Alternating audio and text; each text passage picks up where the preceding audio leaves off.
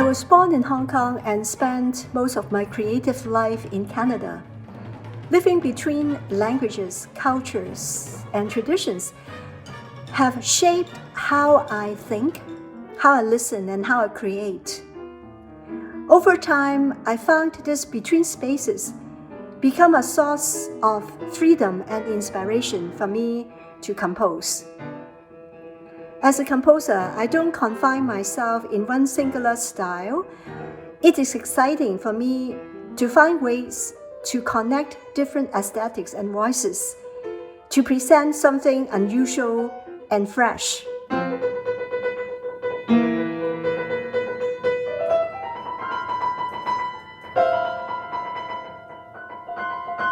My opera, The Lesson of Daji, was my first attempt to blend Baroque, Chinese, and contemporary Western idioms into one operatic language.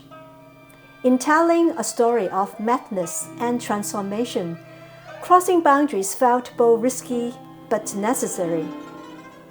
The work received the Dora Mayville Moore Award for Outstanding New Opera and the New York Opera Review Critics' Choice, giving me the confidence as an artist navigating multiple cultural worlds. Lady Dazi!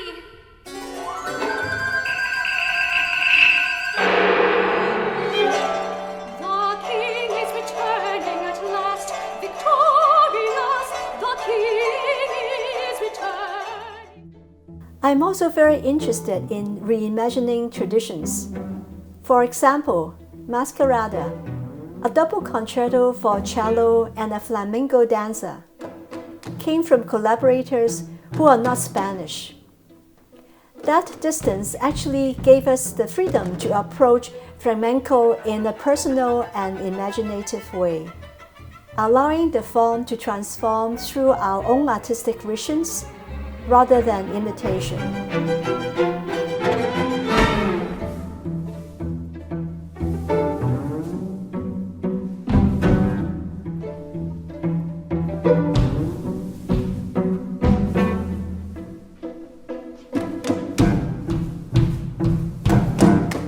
Living in a cosmopolitan city like Toronto, I often hear the word multiculturalism. For me, multiculturalism is not something I add to my music. It is part of my life. A project especially close to my heart is Chinatown, an opera I am writing with librettist Madeleine Tien and Hoisanese co-writer Paul Yee. It is the first Hoisan English opera.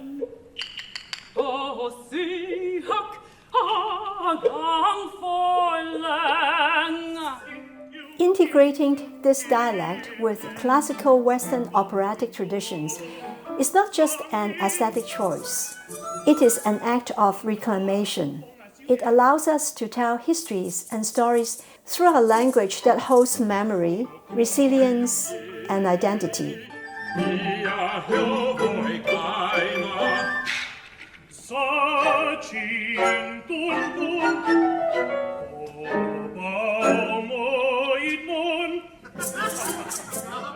After studying in the United States and Germany, I continued my studies in Toronto, where I have since built my career and raised a family.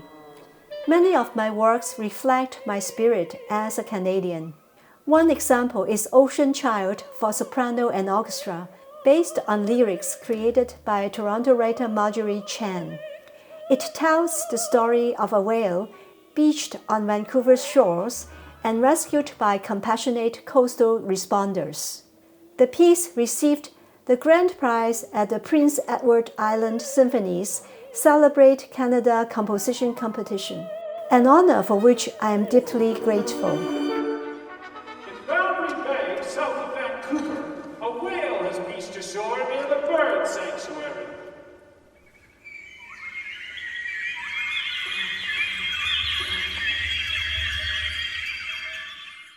Another work that feels very personal to me is a concerto for one piano, four hands, and orchestra, titled Through the Forest of Songs.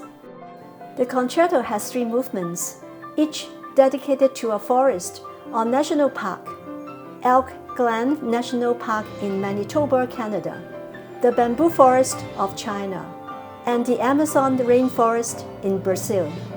Through these landscapes, I explore our relationship with nature across different continents and cultures.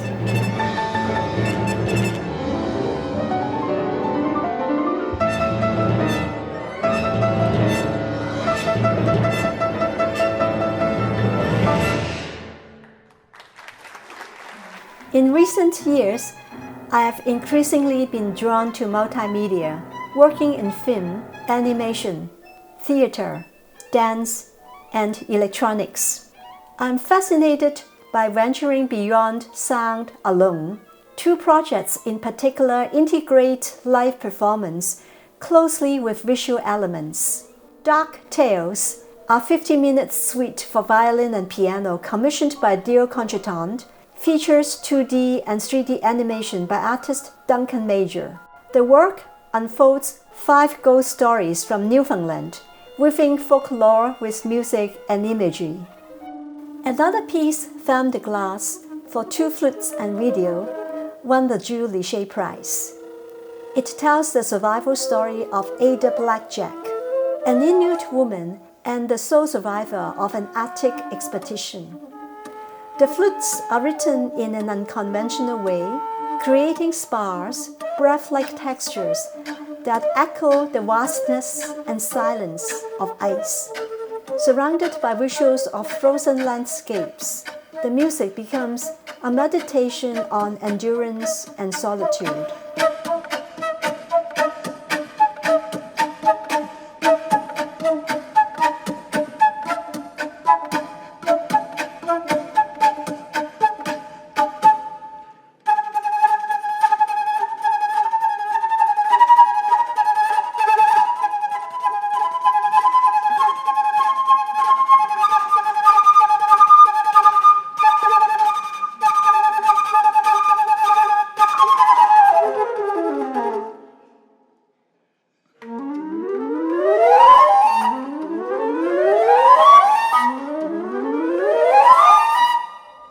Witch on Thin Ice is a feminist percussion theater work inspired by the life and art of Yoko Ono.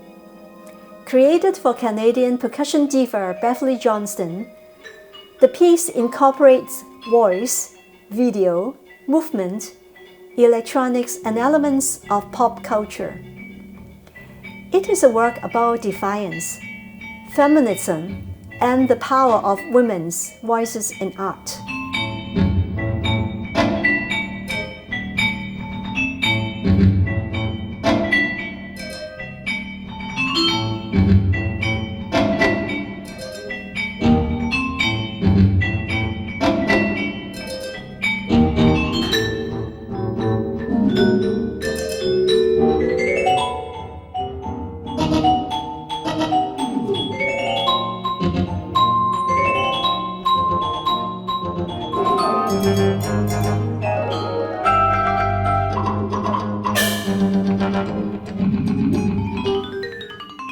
I feel fortunate to live in Toronto, where in recent years I have met and collaborated with extraordinary dancers, choreographers, and theater artists.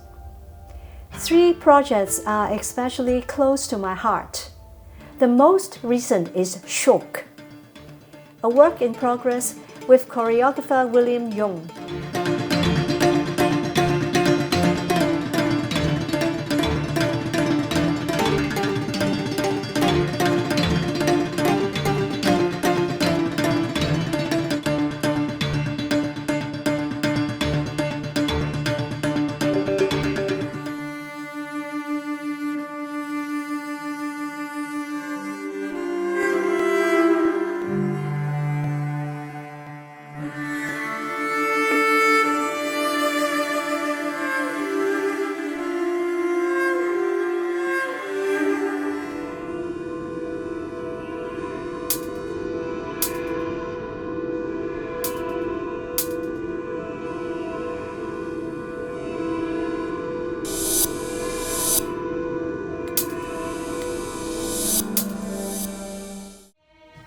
and the other is a play, Carried by the River, written by Diana Cho, which follows a young Canadian woman's journey to China in search of her identity.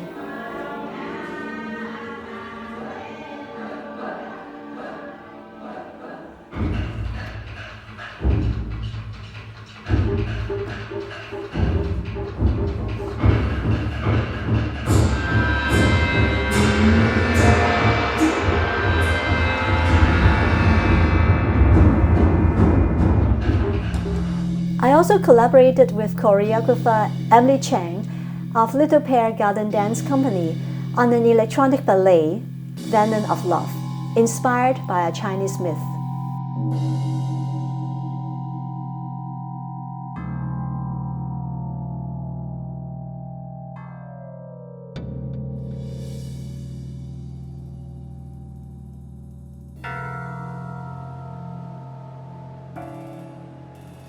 I always want to keep an open mind. As a composer, it is my ongoing goal to keep exploring, discovering, and crossing boundaries to create a platform for connection and empathy. I hope my music can speak to the audience in a spiritual and emotional way, not just intellectually.